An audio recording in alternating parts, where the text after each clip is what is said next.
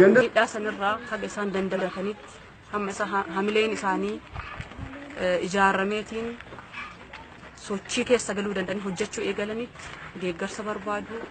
Deeggarsa kan ammallee humnaan tokko taanee yaadaan waan kana keessatti warri as dhuftanii ilaaltan kunillee waan lafarra jiru. Akkuma jalqaba irratti kaase dubbiin gaafa dhagahanii fi jaallan tokko miti. Nutu beeka hagam akka ulfaataa ta'e mana ijaaruu hagam akka ulfaatu namni kamiyyuu yaada. Hin hubata jedheetiin amana. Gaafa mana tokko ijaaranuu hagam akka nama rakkisuun beekan nama mana 2,000 ijaaruu miti. Hundi keenya iyyuutti miidhamnee itti rakkannee ija namaa keessa ilaalee harka namaa ilaalleetiin wanta asitti argitan kun kan dhufe malee yookaan hiddii miti kan biqilu yookaan orrooqoo miti lafa keessaa kan ol ba'u manni ijaaramee jiru kun itti faanyeeti itti rakkannee dargaggeessi keenya ija namaa keessa ilaalee harka namaa keessa ilaalee kadhatee bakka kanatti wanti kun mul'ate waan ta'eef ammallee waamichi koo waan ijaaraa jiru kun mana qofaa miti seenaa ijaaraa jirraa dhaloota ijaaraa jirraa nama buqqa'ee deebisnee gadi dhaabaa jirraa seenaa kana keessatti akka qooddattan waan ta'aa jiru kana keessatti waan asitti nu hojjenne kana fakkeenyummaa namni gara biraallee fakkeenyummaa kana fudhateetiin hojii kana fiixaan akka baasnu waamicha koon dabarsaa irra deddeebi'ee ammallee warra deeggarsa kana qindeessitanis biyya sanitti illee walitti nama ijaartanii nama yaadaa walitti fidanii tokko gootaniitiin deeggarsa maallaqaa kanas warri qindeessitanii waan kana qaamaanis dhuftanii akka laaltan warri haala mijeessitan kan as yeroo kana biratti argamtanis ta'ee biyya Kuweet irratti wanta kana keessatti hirmaachaa turtan hundumtuu tokkoon keessan maallaqa tokkoofis yoo ta'e galanni keenya guddaadha. Maallaqa tokkollee yoo kennitanii jiraattan kabajaan isiniif qabnu kabajaa Oromummaa guddaa akka ta'e isinii ibsuu barbaada. Kanaan olitti kennaan isin akka dhuunfaatti naa kennitanillee na qaqqabee jira. Jaalala isin naaf qabdaniifis kabajaa guddaa ulfina guddaa isinii galchaa. Ulfaadhaa amaanaa natti kennitan waan ta'eef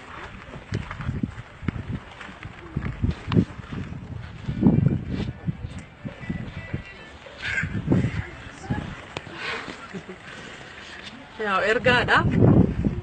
Ergaan sun haati takka mataa lamaan bakka kana dhuftee asitti ammoo deettee jirti. Ibsuu olitti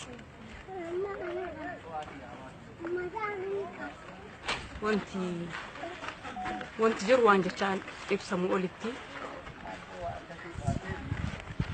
gabaabumatti ani warri deeggarsa kana gootan warri gara fuulduraatti illee akka nu gargaartan uummata kana bira akka dhaabattan waamicha Oromummaa waamicha obboleeyyummaa hawwatiin bakka kanatti argitan kun tajaajilli hundi guutamee hin jiru.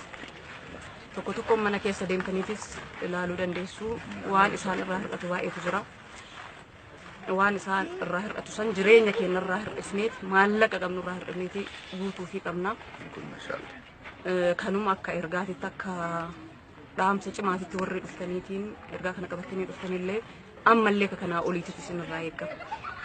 Ammallee kanaa oliititti sa'aatii hojii keessan irratti illee dabaltanii hojjechuu qabdu. Hojjetanii maallaqa dabalataa akka nu ergitanii amaanaa guddaa isinitti kennuu barbaada.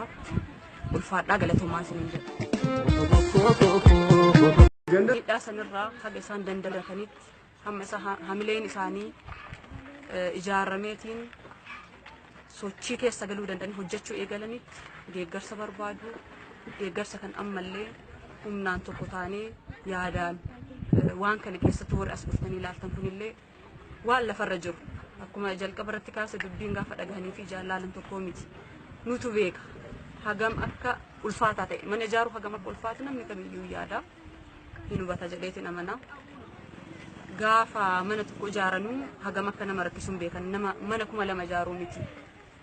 Hundi keenya iyyuutti miidhamnee itti rakkannee ija namaa keessa ilaalee harka namaa ilaalleetiin wanta asitti argitan kun kan dhufe malee yookaan hiddii miti kan biqilu yookaan orrooqoo miti lafa keessaa kan ol ba'u manni ijaaramee jiru kun itti faanyeeti itti rakkannee dargaggeessi keenya ija namaa keessa ilaalee harka namaa keessa ilaalee kadhatee bakka kanatti wanti kun mul'ate waan ta'eef ammallee waamichi koo waan ijaaraa jiru kun mana qofaa miti seenaa ijaaraa jirraa dhaloota ijaaraa jirraa nama buqqa'ee deebisnee gadi dhaabaa jirraa seenaa kana keessatti akka qooddattan waan ta'aa jiru kana keessatti waan asitti nu hojjenne kana fakkeenyummaa namni gara biraallee fakkeenyummaa kana fudhateetiin hojii kana fiixaan akka baasnu waamicha koon dabarsaa irra deddeebi'ee ammallee warra deeggarsa kana qindeessitanis biyya sanitti illee walitti nama ijaartanii nama yaadaa waliif fidanii tokko gootaniitiin deeggarsa maallaqaa kanas warri qindeessitanii waan kana qaamaanis dhuftanii akka laaltan warri haala mijeessitan kan as yeroo kana biratti argamtanis ta'ee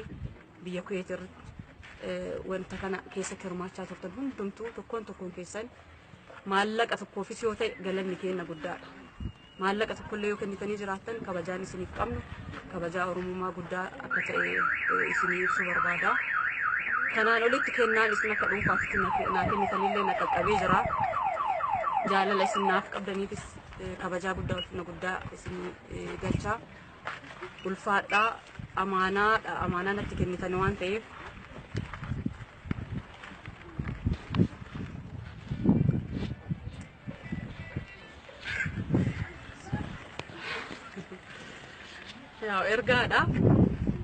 ergaan sun haati takka mataa lamaan bakka kana dhuftee asitti ammoo deettee jirti. Ibsuu olitti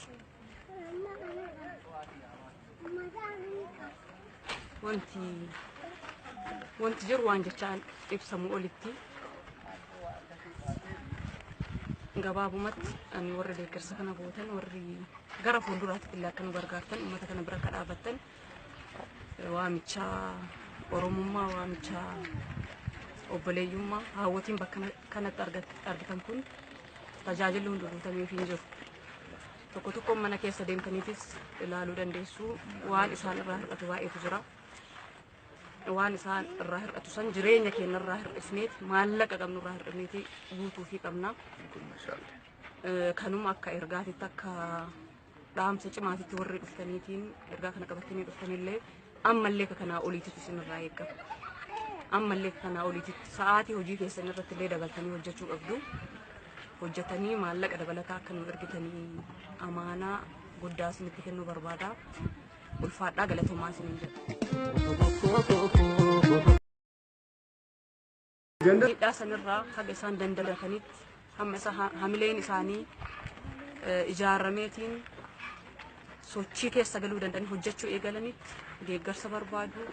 Deeggarsa kan ammallee humnaan tokko taanee yaadaan waan kana keessatti warri as dhuftanii ilaaltan kunillee waan lafarra jiru. Akkuma jalqaba irratti kaase dubbiin gaafa dhagahanii fi jaallan tokkoo miti. Nutu beeka hagam akka ulfaataa ta'e mana ijaaruu hagam akka ulfaatu namni kamiyyuu yaada. Hin hubata jedheetiin amana. Gaafa mana tokko ijaaranuu hagam akka nama rakkisuun beekan nama mana 2 ijaaruu miti. Hundi keenya iyyuutti miidhamnee itti rakkannee ija namaa keessa ilaalee harka namaa ilaalleetiin wanta asitti argitan kun kan dhufe malee yookaan hiddii miti kan biqilu yookaan orrooqoo miti lafa keessaa kan ol ba'u manni ijaaramee jiru kun itti faanyeeti itti rakkannee dargaggeessi keenya ija namaa keessa ilaalee harka namaa keessa ilaalee kadhatee bakka kanatti wanti kun mul'ate waan ta'eef ammallee waamichi koo waan ijaaraa jiru kun mana qofaa miti seenaa ijaaraa jirraa dhaloota ijaaraa jirraa nama buqqa'ee deebisnee gadi dhaabaa jirraa seenaa kana keessatti akka qooddattan waan ta'aa jiru kana keessatti waan asitti nu hojjenne kana fakkeenyummaa namni gara biraallee fakkeenyummaa kana fudhateetiin hojii kana fiixaan akka baasnu waamicha koon dabarsaa irra deddeebi'ee ammallee warra deeggarsa kana qindeessitanis biyya sanitti illee walitti nama ijaartanii nama yaadaa waliif fidanii tokko gootaniitiin deeggarsa maallaqaa kanas warri qindeessitanii waan kana qaamaanis dhuftanii akka laaltan warri haala mijeessitan kan as yeroo kana biratti argamtanis ta'ee biyya Kuweet irratti wanta kana keessatti hirmaachaa turtan hundumtuu tokkoon keessan maallaqa tokkoofis yoo ta'e galanni kenna guddaadha. Maallaqa tokkollee yoo kennitanii jiraattan kabajaan isiniif qabnu kabajaa Oromummaa guddaa akka ta'e isinii ibsuu barbaada. Kanaan olitti kennaan isin akka dhuunfaatti naa kennitanillee na qaqqabee jira. Jaalala isin naaf qabdaniifis kabajaa guddaa ulfina guddaa isinii galchaa. Ulfaadhaa amaanaa natti kennitan waan ta'eef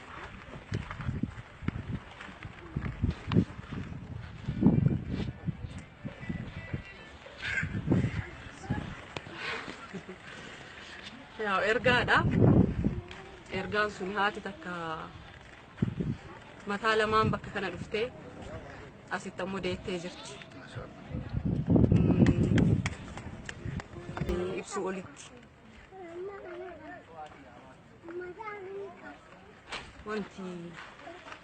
wanti jiru waan jechaan ibsamu olitti gabaabumatti ani warra deeggarsa kana gootan warri gara fuulduraatti illee akka nu gargaartan uummata kana bira akka dhaabattan waamicha oromummaa waamicha obboleeyyummaa hawwatiin bakka kanatti argitan kun tajaajilli hundi guutamee fi jiru. Tokko tokko mana keessa deemtaniitis ilaaluu dandeessu waan isaan irraa hir'atu baay'eetu jira. Waan isaan irraa hir'atu san jireenya keenya irraa hir'isneet maallaqa qabnu irraa hir'isneeti guutuu fi qabna. Kanuma akka ergaatitti akka dhaamsa cimaatitti warri dhuftaniitiin ergaa kana qabatanii dhuftanillee ammallee kanaa oliititti isin irraa eegama. Ammallee kanaa oliititti sa'aatii hojii keessan irratti illee dabaltanii hojjechuu qabdu. Hojjetanii maallaqa dabalataa akka nu ergitanii amaanaa guddaa isinitti kennuu barbaada. Ulfaadhaa galatoomaa isiniin jedha. Miidhaa sanirraa haga isaan dandamatanitti hamma isa hamileen isaanii ijaarameetiin sochii keessa galuu danda'anii hojjechuu eegalanitti deeggarsa barbaadu.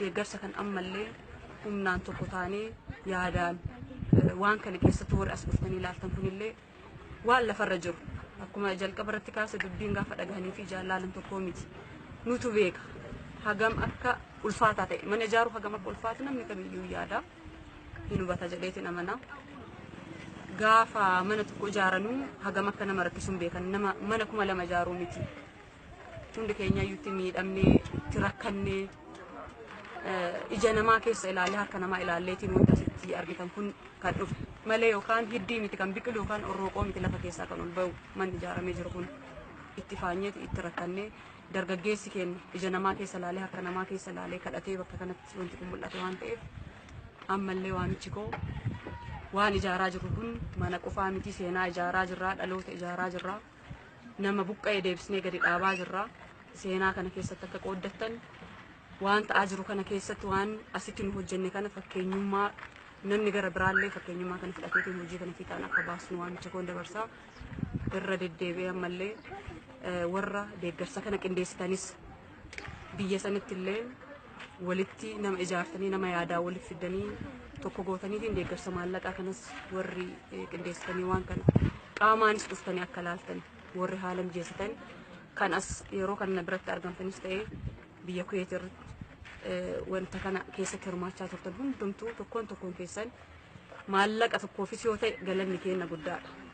Maallaqa tokkollee yoo kennitanii jiraattan kabajaan isiniif qabnu kabajaa oromummaa guddaa akka ta'e isinii ibsuu barbaada.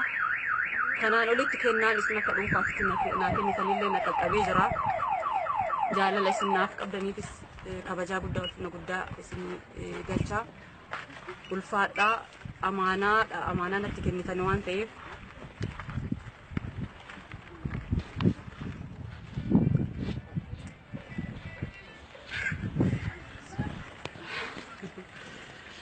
yaa ergaan sun haati takka mataa lamaan bakka kana dhuftee asitti ammoo deettee jirti. Ibsuu olitti